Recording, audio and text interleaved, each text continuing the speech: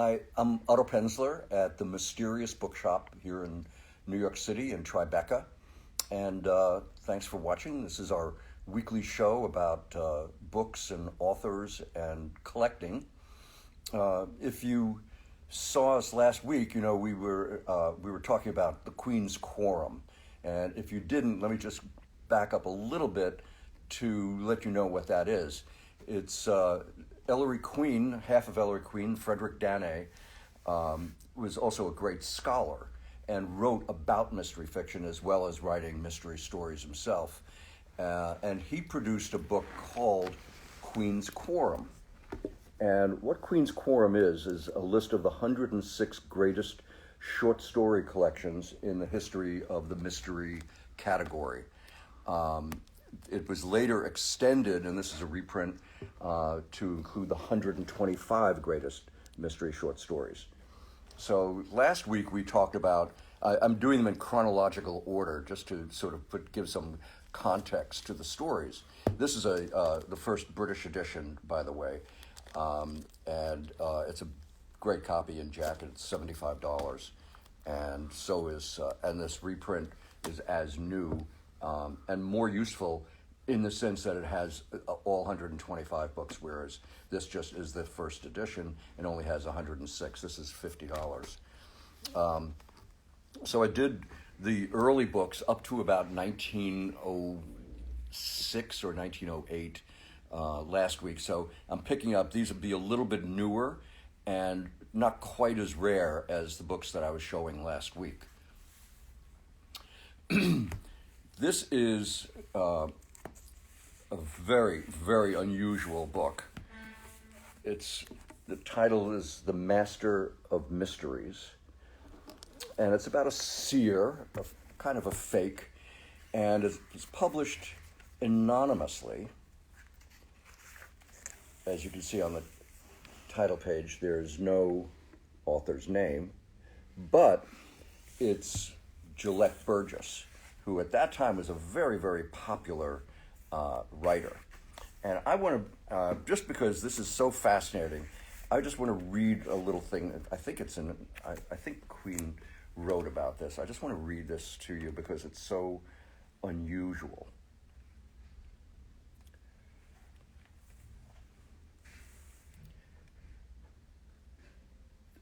Okay.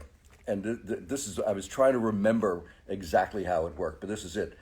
The first letter of the first word in each of the 24 stories reads, "The author is Gillette Burgess." How cool is that? I don't know who knew that first, who described that situation, but I think it's pretty cool.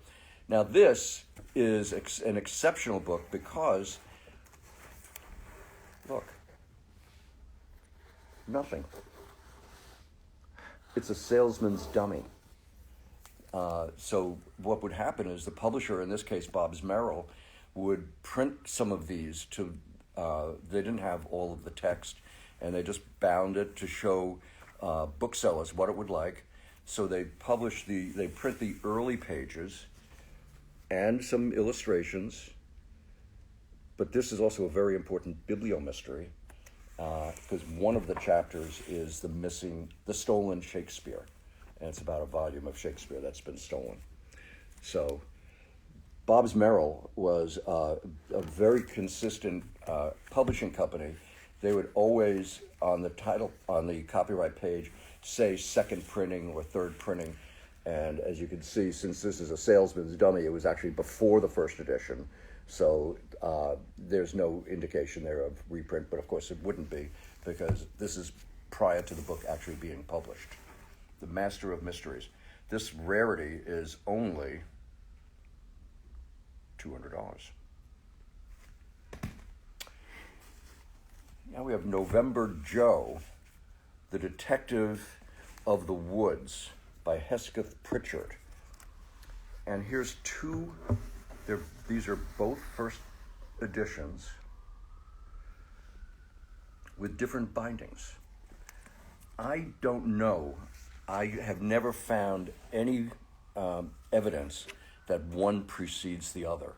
There's no way to tell. I would always guess, my guess would always be that the illustrated is a little bit more elaborate than the unillustrated, and it's printed in gold on the spine, whereas this is all printed in white on the cover and on the spine. So I'm thinking that it's a later printing, because generally later printings would be, or later binding anyway, would be less expensive to make. On the other hand, the other argument is, well, it was out like this, and it wasn't selling well. Let's make it a little fancier, and so they would add the illustration and the gold lettering. But they're both first printings. They're published in England. The first is in England by Hodder and Stoughton, and the copyright page will show nothing, just indicate that there's a later printing. It doesn't show anything. And the same with this edition.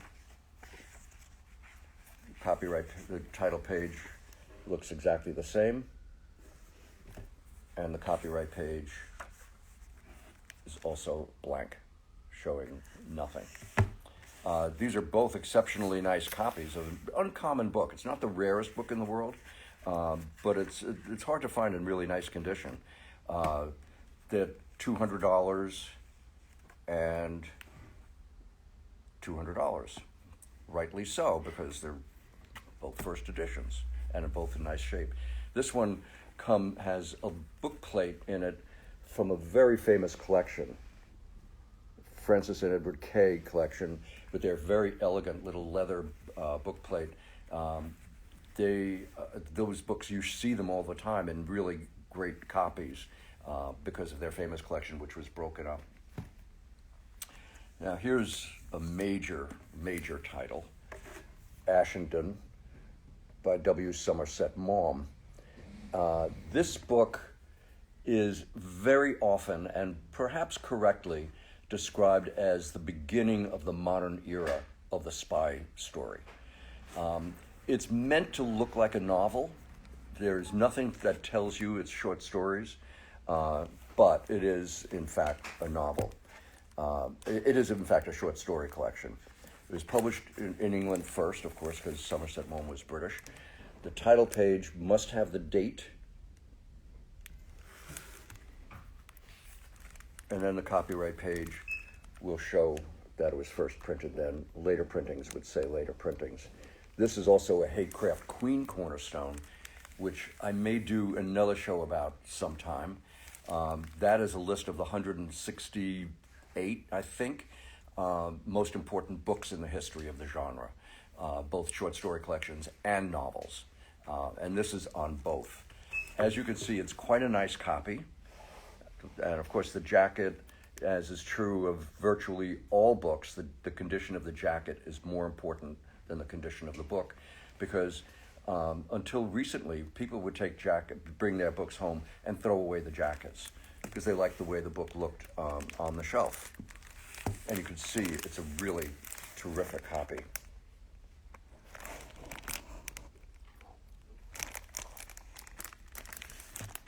It's not a perfect jacket. It's got some wear at the very top of the spine, as you can see, but still nice and bright. It's and very collected. It's $4,500. This was an odd choice to be put into Queen's Quorum.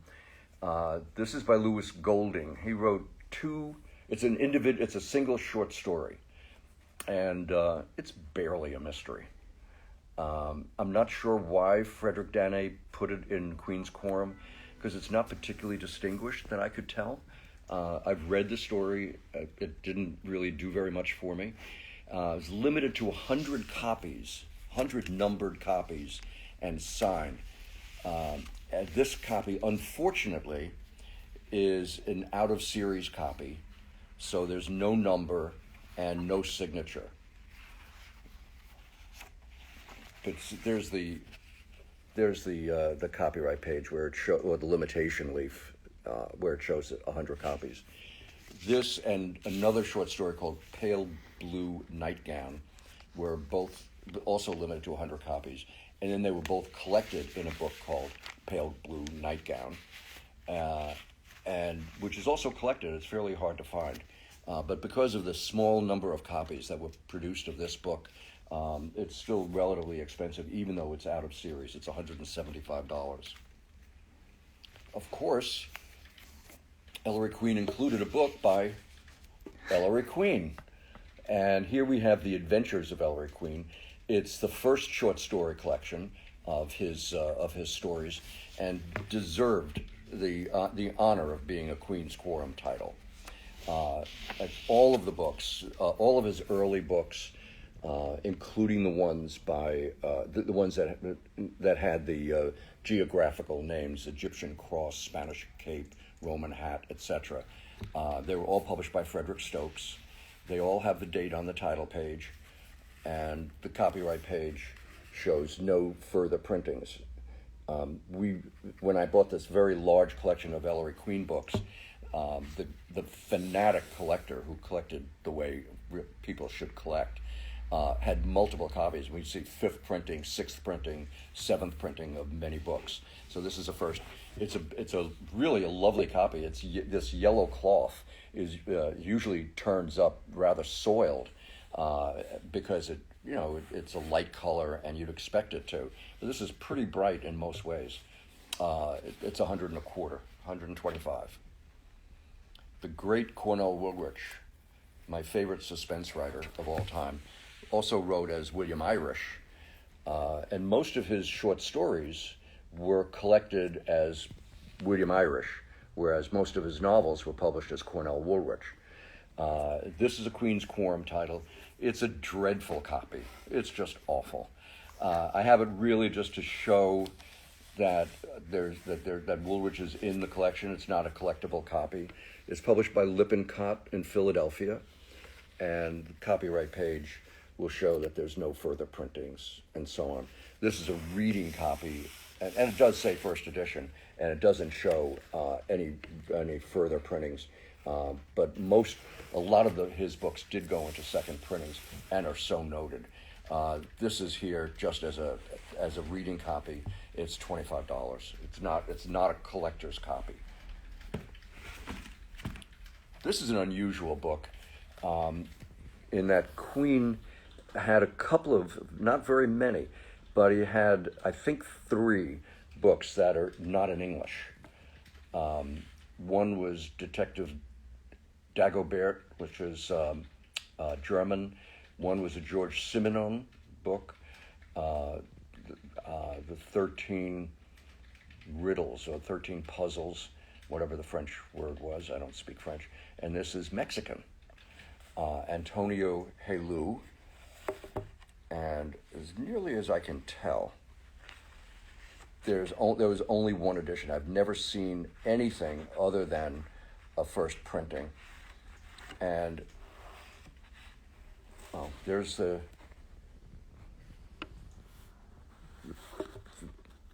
title page. Nothing on the copyright page. Then the list of stories. And what's interesting, one of the things that's interesting about it, here's the copyright page. But I don't know what it tells us, because I've never seen anything other than a first printing. But this is a fine copy, a very fine copy, and amazingly, virtually every copy I've ever seen of this book was in fine condition. I've never seen a worn copy. And one of the things that happened is that there were cartons of books that weren't distributed in the normal way that found their way into the American marketplace in the 40s. And somehow all copies are in fine condition. Now, they've kind of disappeared over time, but I found many copies that were in this kind of condition. They're scarce now, but there it is. It's $350. I think it had a very small print run. Stuart Palmer, who created the character Hildegard Withers, And there's this series of digest-size books in this digest-size format that Elray Queen collected and caused to be published. There are 9 Dashiell Hammett short story collections in this format, and there are 2 Stuart Palmers, and Roy Vickers had books in this series. It's a very interesting series. They're very fragile because they don't fit easily into your pocket. They just don't hold up very well. They're cheap paper, but this is an exceptional copy, as you can see. I think there was only one printing of all of these books. I don't think I've ever seen a second printing. There was a second printing of a Dashiell Hammett book, but the title changed, the price changed, and everything about it was different. They were mostly published at 25 cents a piece, and as this one was. And there's the copyright page, which just basically tells you when the stories were originally published and so on. It does have, unfortunately, a tiny little chip on one of the pages, at the edge of one of the pages, so it's not a perfect copy, but it's a remarkably nice copy considering its fragility. And this is $95. Lawrence Blockman, published by, he did 2 short story collections. This is the first for Elray Queen. Like Woolrich, this was published by Lippincott in Philadelphia. And there's the typical Lippincott title page and the copyright page again, because they're really easy to tell. It says first edition, and you can see it's a virtually perfect copy. The jacket is perfect, the book is perfect, and it's really hard to find. Short story collections usually have smaller print runs, and so to find extraordinary copies of relatively uncommon books is very difficult. So condition really matters for this book, which is $300. And finally, the last book that I have is Craig Rice, who we've been publishing in our American Mystery Classics series. If you haven't heard this before, she was the first mystery writer to appear on the cover of Time magazine. A big bestseller back in the 1940s. Not as famous today as she once was, but really a major figure in the history of the genre. And this is a paperback original published by Pyramid. There's the title page. And there's the copyright page. There probably was a pretty good number of these printed because in those days it was impossible to print small quantities of paperbacks. So there's probably a large number. It's not a perfect copy. It's got a little reading crease down on the side, which you'd expect from it having been read. But it's a pretty decent copy. No chipping on the spine and everything. And it's $20. And that is the end of the Queen's Quorums that we have. Thanks a lot for watching.